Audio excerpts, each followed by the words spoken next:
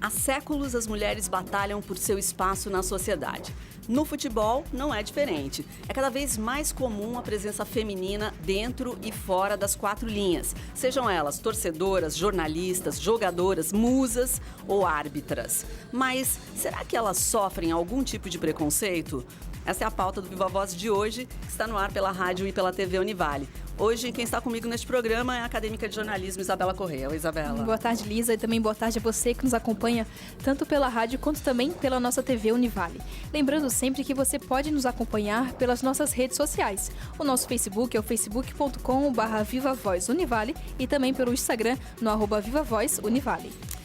Nossos convidados de hoje são a professora Alana Gomes Pereira, do curso de Educação Física aqui da Univale. Obrigada pela presença, professora. Obrigada, boa tarde. Também temos a participação do professor Gustavo Zonta, do curso de jornalismo. Obrigada também, Gustavo. Boa tarde, Lisa. Obrigado pelo convite. Bom, primeira pergunta, eu gostaria já de ouvir a posição de vocês, né? Essa relação entre mulheres e o futebol já teve vários momentos, né? Mas, claro que ainda gera muitas discussões. E, em termos gerais, eu vou começar a pedir para a Lana, como é que você vê o espaço da mulher no esporte em geral, hoje em dia, Lana? Então, hoje, atualmente, ela ainda sofre com diversos desafios, né? As questões estruturais, financeiras, né, de apoio, ainda são irrisórias, né, comparado aí com os esportistas do sexo masculino, né? Então, os desafios são enormes. Apesar da presença da mulher no esporte ter acontecido há meio século, nós ainda enfrentamos diversos desafios e esses desafios não são só no âmbito da estrutura e das questões financeiras, econômicas, mas também socioculturais, né? Então, nós enfrentamos essa questão dos valores que estão presentes, né? Dos papéis, né? Que ainda socialmente aí estão determinados e que precisam ser rompidos, né? E isso demanda aí uma luta ainda, né, de reconhecimento pela mulher no esporte que ainda sofre com preconceito, com discriminação, né? Então, acho que nós temos aí um cenário ainda bem caótico com relação à questão da mulher no esporte. A professora Lana foi convidada para este programa porque é pesquisadora, estuda o assunto e discute a questão de gênero no esporte em uma das suas disciplinas, né, Lana? Isso. E, historicamente, a gente percebe que houve também todo um discurso científico e médico para acabar retardando a entrada da mulher no esporte. Então, esse discurso de que a mulher não poderia jogar em função das suas questões biológicas, né? Isso foi muito forte. Então, isso demorou muito tempo para a mulher adentrar no esporte. Então, ela era proibida de entrar no esporte. Olha só. Né? Então, as práticas corporais as quais foram permitidas a ela executar foram conquistadas, né? Não foi algo gratuito. Então, a gente teve que brigar muito para garantir esse espaço. Então, o discurso médico-científico retardou e é por isso que hoje, historicamente, nós temos aí essa defasagem, né, com relação aos homens. Né? Você fala em meio século de entrada realmente da mulher. O que marcou essa data, Lana? Então, 1900, tem registros na Europa, 1910, a mulher já jogando futebol, né, entrando em campo, né? Nós temos no Brasil, 1913, um jogo que aconteceu no Pacaembu e um jogo entre mulheres, né?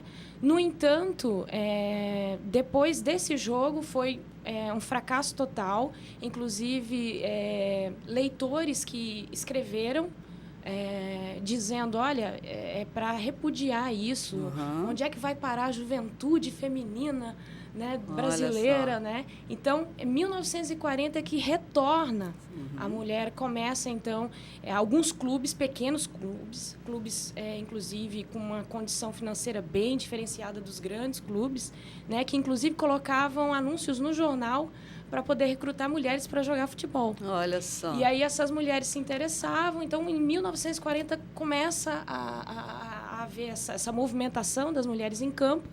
No entanto, é rebatido e combatido com o discurso médico-científico. Então, por isso que meio século depois, né, dessas tentativas, é que na década de 80 é que começa mesmo, de fato, e em 90 se consolida com a Marta, com esse nome tão, né, poderoso aí, né, no esporte feminino, a se consolidar um pouco mais aí essa questão da entrada da mulher no futebol. Né? Bacana. A Lana já citou algumas coisas que tem a ver com a praia do Gustavo, que é professor no curso de jornalismo, inclusive na disciplina jornalismo esportivo, né, mesmo, Gustavo? É isso. O que você tem a dizer sobre isso? Na verdade, no jornalismo esportivo, até porque no jornalismo a gente tem uma presença muito grande da mulher, né? As salas de aula tem muitas meninas. Verdade. Então, até para cativar um pouco as mulheres, né, nessa ligação com o esporte, porque eu acho que socialmente, né, ainda existe essa coisa da mulher, futebol não é coisa de menina, é coisa de menino, né? Então, socialmente esse discurso, né, apesar do discurso médico-científico ter avançado, esse discurso social ainda é muito presente, né? Não, isso não é coisa de mulher. Então, geralmente, existe uma resistência, às vezes, mais forte por parte das meninas na questão do jornalismo esportivo. Então, até para ganhar esse público, né, eu uso a estratégia de discutir essa questão da mulher no esporte, né? E até porque eu acho que a gente está num cenário, né, que até a Lisa na abertura falou, né, de conquistas da mulher, né, de avanço, de debate nesse sentido. Eu acho que isso tem avançado no esporte também. Porque eu acho que um pouco do cenário do esporte se reflete no jornalismo esportivo, né? Onde a gente sabe que o perfil do jornalista brasileiro é de 60% mulher, então a gente tem mais mulher, mas alguns espaços, né? A gente tem ali alguns espaços que, não, isso aqui é coisa de, né? Esse espaço é masculino, não é um espaço feminino. Então, essa resistência que existe no esporte, que a Lana comenta, existe também dentro do jornalismo esportivo, né?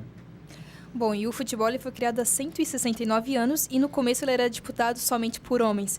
Professor, ainda hoje tem gente que defende que o futebol deve ser praticado apenas por homens?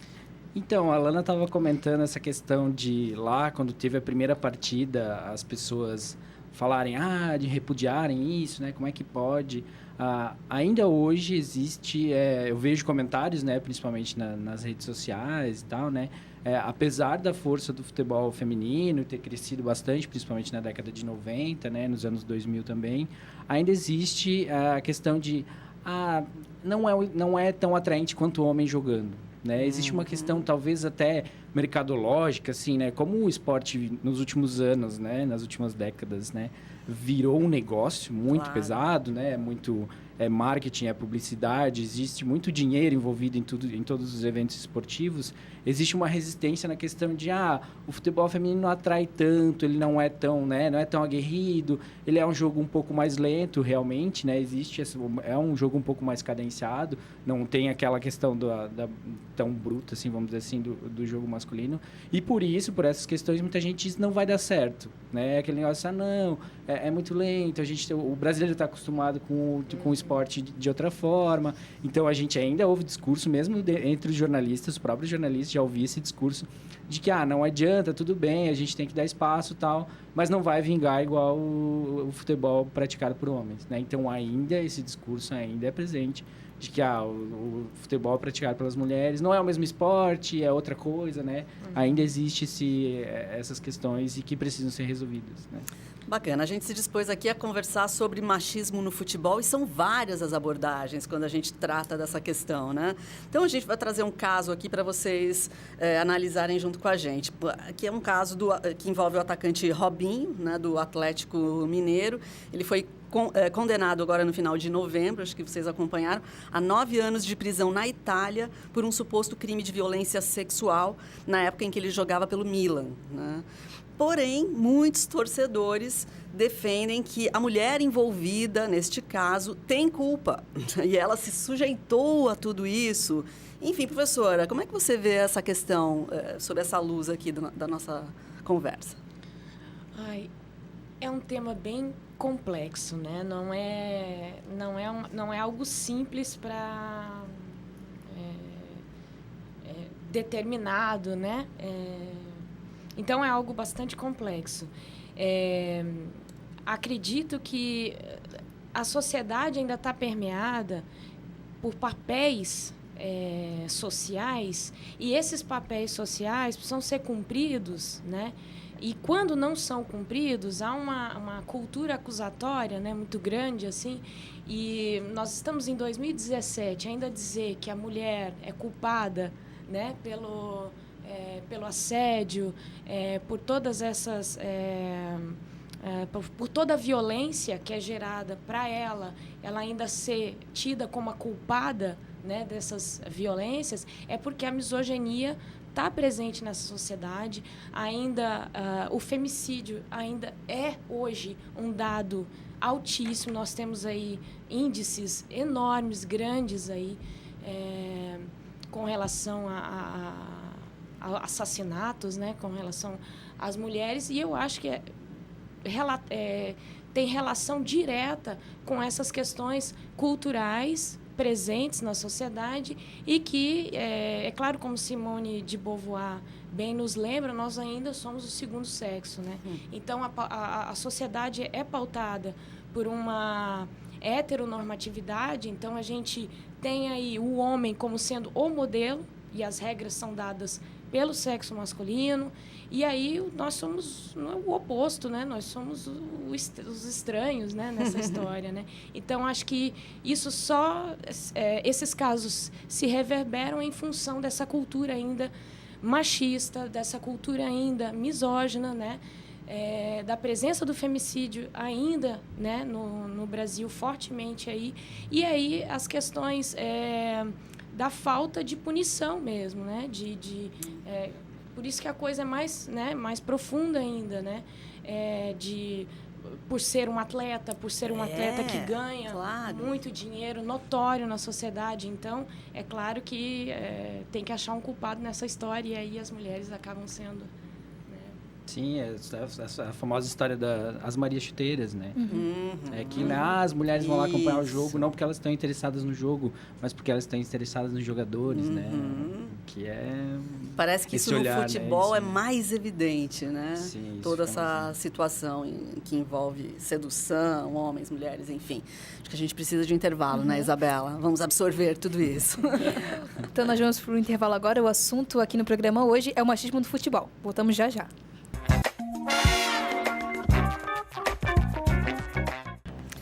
Já voltamos com o Viva Voz. Hoje estamos entrevistando os professores Gustavo Zonta e Lana Gomes. Bom, então vamos seguir como a gente estava na discussão sobre o caso do Robinho, né? E que quando as torcedoras do Atlético souberam desse caso, elas colocaram faixas em frente à sede social do clube, que fica em Belo Horizonte, cobrando um posicionamento oficial da diretoria sobre esse caso. A torcida responsável pelas faixas é chamada de Feministas do Galo e afirma que após as manifestações receberam diversas ameaças por outra parte da torcida que não concordaram com essa manifestação. Professor, como está o machismo hoje, especialmente no futebol? Eu acredito que a gente avançou bastante, né?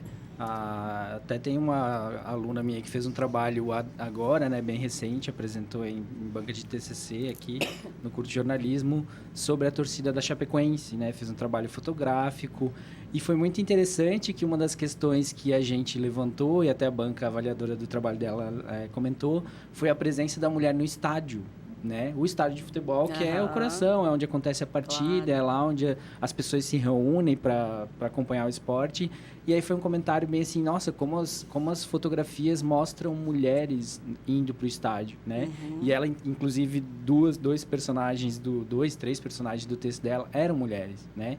Então, eu acho que vem se quebrando alguns paradigmas, né? Eu acho que isso a gente avançou em várias partes, né? Essa presença da mulher no estádio, que até a gente tem historicamente, a mulher não ia aos estádios, né? Ela era praticamente proibida de entrar nos estádios. Então, acho que alguns passos a gente deu, mas a gente ainda precisa avançar bastante, né? Principalmente a questão do incentivo, né? Porque a gente vê, se a gente pegar os clubes profissionais de futebol brasileiros, quantos deles investem em equipes femininas? Né? Quantos realmente investem? Até a CBF, um dos critérios para o ano que vem, eu acho que foi ano que vem ou daqui a 2 anos, é a questão dos clubes oficiais, dos clubes profissionais da Série A terem times femininos. Mas quantos vão cumprir com essa regra? Né? Então, assim, se a gente pensar nos clubes grandes, eles investem muito no, né, milhões, né, e no esporte masculino. No feminino, existe ainda uma carência muito grande, né? Bom, a produção achou muita coisa sobre o Atlético, pobre Atlético, né? Várias coisas envolvem ele. E tudo a ver com isso que você está dizendo em relação a investimento, a imagem do clube, altos investimentos. Sim. E aconteceu em 2016, ano passado, uma polêmica também com as camisas, as novas camisas dos jogadores. Não sei se vocês acompanharam, né? Lembro dessa polêmica. Primeiro que era uma coisa moda praia, né? Então já o estilo da camisa já gerou aí um certo desconforto. Depois, porque as camisas promocionais que foram distribuídas, aparecia na camisa uma frase assim, ó, dê para sua mulher lavar. Nossa. Vocês acreditam nisso? Bom, vocês querem comentar, professora? É que no imaginário do brasileiro, e eu vou falar desse contexto mais brasileiro mesmo, né, ainda está muito forte e presente, mais em algumas classes sociais do que em outras, porque houve avanço, também não dá para dizer que é uma questão, né, generalizada, mas no imaginário de que a mulher ainda tem que estar no fogão, de que a mulher ainda tem que cuidar de casa, de que a mulher ainda tem que cuidar dos filhos, de que a vocação da mulher é para a maternidade, né? Então, o corpo da mulher não pertence a ela. E as mulheres não se reconhecem, elas acreditam mesmo que esses papéis, né? Essa questão da fragilidade, né? O discurso médico-científico se pauta muito nisso, né? Dessa fragilidade, o fato de ser, de podermos gerar outras vidas, né? Faz com que, olha, tem que cuidar melhor desse corpo, né? Uma certa fragilidade. Uma fragilidade. E a mulher foi tida como sendo a produtora de uma nação. Então, para gerar filhos saudáveis, né? Para gerar uma nação saudável, precisava mulheres saudáveis, e essas mulheres precisam cuidar do seu corpo, né? Mas esse cuidar do corpo, hoje, ainda participa de uma ideia que é de um papel que caiu por terra, porque o que é de fato ser mulher, né? E o que é de fato ser homem? Então, essas questões que hoje a gente precisa, né? Quais são, o que identifica hoje o que é específico do ser mulher e o específico do ser homem? Por que um homem não pode ser delicado? Por que uma mulher não pode ser corajosa? Por que um homem não pode chorar? Por que uma mulher não pode ser destemida, né? E a gente cresce com esses valores desde criança. Menina, fecha a perna, né? Menino vai jogar bola, né? Os brinquedos, né? O lacinho no cabelo, né? Claro. Então, desde quando a gente nasce, já está determinado os papéis ali. Então, é difícil romper, né? Mas houve avanços, né? Grandes avanços, né? Hoje, eu acredito que não é uma questão que está generalizada. No entanto, em determinadas classes sociais, isso se apresenta de forma gritante, assim, ainda, né? Bom, e também cada vez mais as mulheres demonstram interesse pelo futebol, tanto dentro do campo, também nas torcidas. Professor, o que aconteceu para que essa transformação acontecesse? Olha, eu acho que, na verdade, a Lisa até falou, né, do caso do Atlético Mineiro, né, que os clubes, eu acho que também se atentaram um pouco para a questão da mulher enquanto público de consumidor, futebol, né? também, Consumidor, né? Já que estamos falando, né, que o que a gente vê no esporte hoje é um grande mercado, né? Mas, né, eu acho que eles conseguiram enxergar no público feminino um novo mercado. Tanto que existem alguns clubes que a torcida briga pelo lançamento das camisetas femininas, né? Eu acompanhei, acho que a torcida do São Paulo, que é meu time, né? Enfim, mas que eu acompanhei bastante, que existiu assim uma briga da própria torcida. Tá, e o lançamento das camisetas femininas? Cadê as camisetas das meninas, né? Rolou uma campanha entre a própria torcida feminina do clube, e aí o clube correu atrás e fabricou as camisetas, né? Então, eu acho que existe um olhar dos clubes e também uma questão das mulheres irem para os estádios, e aí quando elas aparecem lá, né, eu acho que existe essa mudança, né? Até agora, os clubes começam a enxergar essa outubro, diferença. o Grêmio lançou também uma camiseta especial rosa, justamente para apoiar a campanha, né, contra o câncer de mama. E também outros clubes estão adotando e valorizando essa cultura da mulher dentro do futebol. Essa não é uma questão tão recente, assim, as mulheres já vão ao estádio, tanto que o papel é mais para ser torcedora do que para ser jogadora. Sim, né? é verdade. O desafio é romper campo, com né? essa, É verdade. com essa questão de ser. Mas mesmo quando torcedoras, em alguns jornais, a análise que se faz é que elas são sempre descritas como histéricas. Então, há também uma questão depreciativa, pejorativa também nessa questão, a histeria das mulheres. E quando relatados, e aí na década de 10, né, o que se destaca é a beleza. Né? Então, embelezando o estádio, seus leques, né? Os leques lindos com rendas e tal. Então, quer dizer, é essa questão do corpo da mulher, da beleza, né? Que vem em função de um determinado desempenho que ela pode ter também, inclusive no campo, né? Jogando. Sim, tanto que quando surgiram, né? A gente tem ali o histórico da arbitragem, né? Quando surgiu a Ana Paula lá, né? A primeira bandeirinha, enfim, né? A auxiliar, né? Vamos dizer. Teve muito isso, né? A beleza. Isso. A Ninguém prestava atenção na competência. Os jogadores, né? Cantavam ela dentro de campo. Até o treinador, né? Os treinadores. Isso, treinadores, enfim, né? Rolou toda uma polêmica, que ainda existe hoje, né? A gente avançou na questão da arbitragem, a gente tem vários exemplos, né? Aqui em Santa Catarina existem vários exemplos de mulheres árbitros de futebol, né? Isso é bem interessante, mas ainda existe esse preconceito, né? Com as jornalistas mulheres também, né? A gente teve casos recentes de um técnico de futebol dizendo para a menina, você não vai entender o que eu vou te falar aqui porque você nunca deve ter jogado bola. Então, né?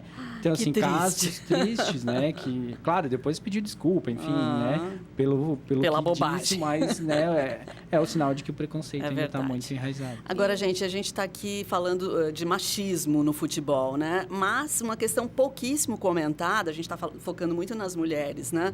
Mas a gente comenta muito pouco sobre preconceito contra homossexuais no futebol também, né? Porque a mídia, a opinião pública, é praticamente tema zero, né? Ninguém discute essa questão. Como é que vocês veem isso, Lana? Bom, em função dessa sociedade repleta de tabus, eu acho que pensar a homossexualidade no futebol é romper de fato com as regras, e a heteronormatividade, né, que diz, olha, as pessoas têm que seguir um determinado padrão, um determinado jeito de ser, né, acaba dificultando ainda mais a entrada, né, e a valorização. Mas acredito que algumas iniciativas, eu tive recentemente contato com um artigo sobre uma escola em que isso foi valorizado, né? Em que adolescentes e jovens que têm uma orientação sexual, né? Que seja homo, trans, né? Tendo esse espaço no esporte dentro da escola. Então, isso já foi um grande avanço. Eu acho que vem se construindo uma ideia de rompimento pela escola também, via temas transversais. A gente vem discutindo né, essas questões também pedagogicamente. Mas ainda é um desafio, eu acredito que ainda vá, né, em função desse terreno tão masculinizado que é ainda, né? Do porque futebol, assim, né, se a gente parar pra pensar, é óbvio que entre todos esses atletas do esporte, do futebol, seja brasileiro, internacional, existem homossexuais. Se eles não aparecem, é porque a gente tem um grande problema aí, né? É verdade. E os poucos casos, assim, né, eu lembro muito do caso do... Aqui, não sei se é homossexual ou não, né? Mas como ele era um cara mais delicado, que era o Richarlison, né? Que jogou no São Paulo também. Eu lembro uma resistência gigante dos torcedores. E a questão, né? Não sei se vocês... A galera que acompanha bastante jogo de futebol... Quando o goleiro vai chutar... agora é moda entre as torcidas, né? O cara vai chutar o tiro de meta, o goleiro... E eles falam, bicha... Né? Isso é um comentário que em todos os estádios de futebol isso acontece. Então, assim, o preconceito está até no grito das torcidas, né? Com a Mas pelo fato dele ser goleiro? Pelo fato de ser goleiro. Olha se tornou normal, né? Até teve um aluno do curso que fez uma crônica sobre isso, de como isso incomodava ele, né? Ele ia para o estádio e toda vez que os goleiros, praticamente todos os estádios, ficou comum isso, né? O cara vai chutar, te mete a bicha. E essa questão também acaba sendo, a homossexualidade acaba sendo também uma espécie de misoginia, porque é contra o feminino, né? Sim. Então, acaba que... É isso aí. Gente, olha, o assunto a gente ficaria a tarde toda aqui, porque tem muita coisa para discutir. Nosso tempo terminou. A gente quer agradecer a presença da professora Alana Gomes Pereira, professora do curso de Educação Física, pela sua contribuição, esclarecimentos bacanas. Obrigada, Alana. Obrigada a você, Elisa. Também queremos agradecer ao professor Gustavo Zonta, professor do curso de jornalismo, da disciplina Jornalismo Esportivo, que está de aniversário hoje. Parabéns, Gustavo. Obrigado, gente. Valeu. Obrigado pelo convite. Bom, também agradecemos a você que nos acompanhou em mais um programa. Lembrando que o Viva Voz vai ao ar de segunda a sexta-feira, a partir da 1h30. Até lá.